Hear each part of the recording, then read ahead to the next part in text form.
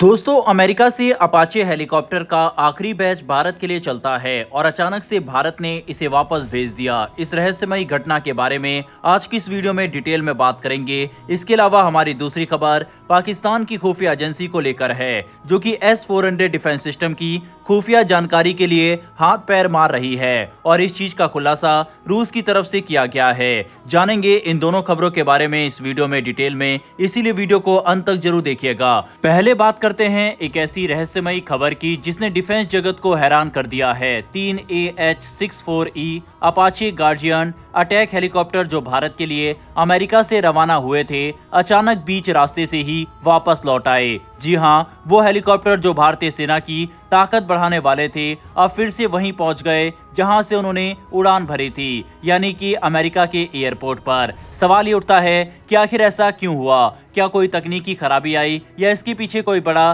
कारण छिपा हुआ है? दरअसल 30 अक्टूबर 2025 को दुनिया के सबसे बड़े मालवाहक विमानों में से एक AN-124 रसलैन अमेरिका के विचिटा एयरपोर्ट पर उतरा। ये वही विमान है जो भारी सैन्य उपकरण और हेलीकॉप्टर ढोने के लिए इस्तेमाल किया जाता है। इसी विमान में 3 AH-64E Apache guardian helicopter load किए गए थे, जो भारत के लिए तैयार किए गए थे। इन हेलीकॉप्टरों को बोइंग की मेसा अरिजोना वाली फैक्ट्री में बनाया गया था। तीनों हेलीकॉप्टरों पर भारतीय सेना के निशान और सीरियल नंबर लगे हुए थे, जिनमें से एक का नंबर था IA-7105। ये वही हेलीकॉप्टर है जो 2020 में भारत और अमेरिका के बीच हुए $796 मिलियन के सौदे का हिस्सा है। पहले 3 अपाचे हेलीकॉप्टर भारत को जुलाई 2025 में ही मिल चुके हैं, जिन्हें नासिक के आर्मी एविएशन ट्रेनिंग स्कूल में शामिल किया गया था। वहीं अब ये अंतिम 3 हेलीकॉप्टर भारत भेजे जा रहे थे, जिन्हें पठानकोट और जोधपुर में तैनात किया जाना था। ये सब कुछ तय था।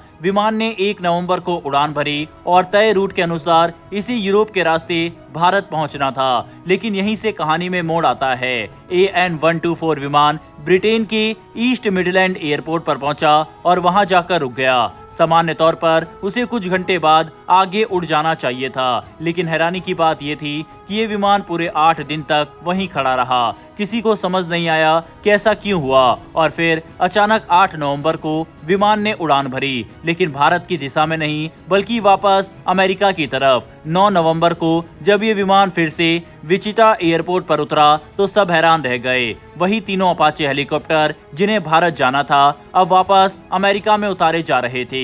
ये जानकारी सबसे पहले एक ट्विटर अकाउंट ने दी, जिसने इस विमान को पहले लोडिंग के समय भी ट्रैक किया था और अब इसकी वापसी की भी तस्वीर पोस्ट की। इन तस्वीरों में देखा जा सकता था कि हेलीकॉप्टर को फिर से उतारा जा रहा है और उनके रोटर फोल्ड किए गए हैं और बॉडी कवर भी ढकी हुई है। ये देखकर सभी की जिज्ञासा बढ़ गई है कि आखिर ये सब हुआ क्यों। अब सवाल यही है कि क्या ये किसी तकनीकी गड़बड़ी का नतीजा था या फिर किसी कस्टम या डॉक्यूमेंटेशन इशू की वजह से हुआ। ये मामला कुछ ज्यादा गोपनीय है। इस पूरे मामले पर ना तो बोइंग ने कोई बयान दिया, ना ही अमेरिकी विदेश विभाग ने और ना ही भारत सरकार ने। इस चुप्पी ने रहस्य को और गहरा कर दिया। कुछ एक्सपर्ट्स का मानना है कि ये मामला शायद सुरक्षा जांच या क्लियरेंस इशू से जुड़ा हो सकता है, क्योंकि अपाचे हेलीकॉप्टरों में अत्याधुनिक तकनीक होती है, जैसे लॉन्ग बो रडार, हेलफायर मिसाइलें और उन्नत टारगेटिंग सिस्टम। इसीलिए अमेरिका इन हथियारों की ट्रांसफर प्रक्रिया को लेकर बहुत सख्त रहता है। कभी कभी अंतिम चरण में भी कोई छोटा तकनीकी या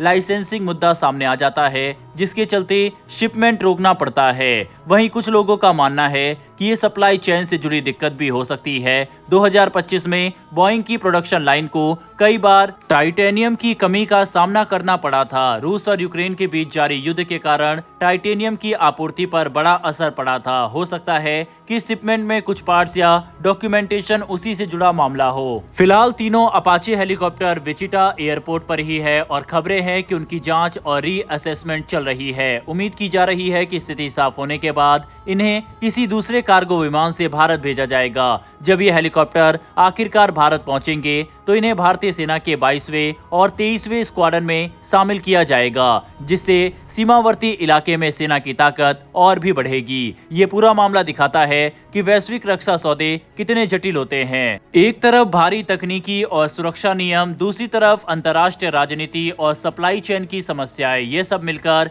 कभी कभी ऐसी अप्रत्याशित घटनाएं पैदा कर देते हैं। बढ़ते हैं हमारी अगली खबर की तरफ। रूस की खुफिया एजेंसी FSB ने हाल ही में पाकिस्तान की जासूसी एजेंसी ISI की एक गुप्त साजिश का पर्दाफाश किया।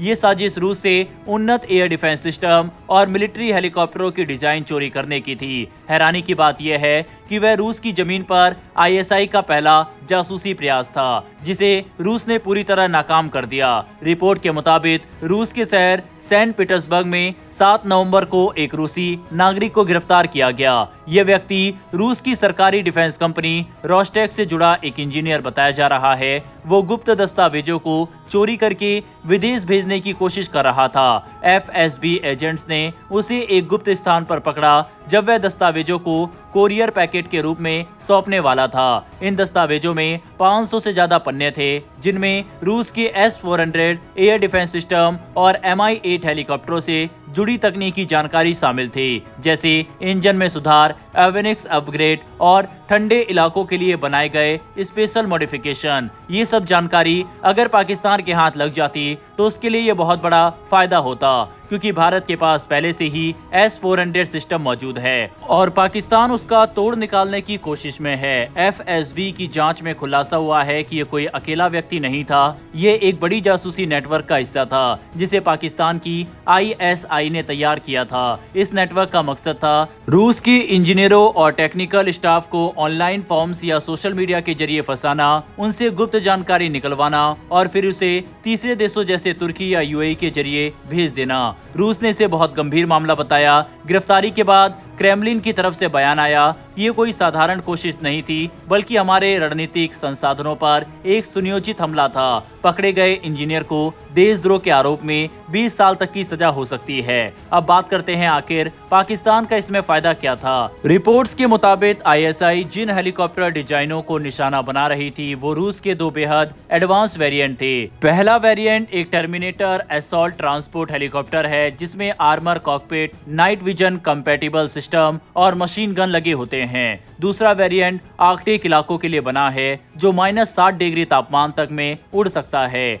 पाकिस्तान इस तकनीक को अपने पुराने Mi-17 हेलीकॉप्टरों में इस्तेमाल करना चाहता था, ताकि वह कश्मीर और सियाचिन जैसे मुश्किल इलाकों में भारतीय सेना के खिलाफ अपनी क्षमता बढ़ा सके। लेकिन असली निशाना सिर्फ हेलीकॉप्टर नहीं थे, असली लक्ष्य था रूस के S-400 एयर डिफेंस सिस्टम की डिजाइन और उसके फायर कंट्रोल एल्गोरिथम। यह वही सिस्टम है जिसने हाल ही में ऑपरेशन सिंदूर के दौरान काफी अहम भूमिका निभाई थी, जिसने पाकिस्तान के जहाजों को भारतीय सीमा के पास भी नहीं आने दिया था। रूस की FSB अब इस नेटवर्क के बाकी सदस्यों की तलाश में है और कहा जा रहा है कि आने वाले दिनों में कई और गिरफ्तारियां हो सकती है। भारत के लिए यह घटना इसलिए अहम है क्योंकि इससे साफ होता है कि पाकिस्तान किस हद तक जाकर सैन्य तकनीक हासिल करने की कोशिश कर रहा है, और ये कोशिश अब सिर्फ पश्चिमी देशों तक सीमित नहीं, बल्कि रूस जैसे पारंपरिक रक्षा साझेदारों तक पहुंच चुकी है। इस घटना से एक बात तो तय है, दक्षिण एशिया का आसमान आने वाले समय में और ज्यादा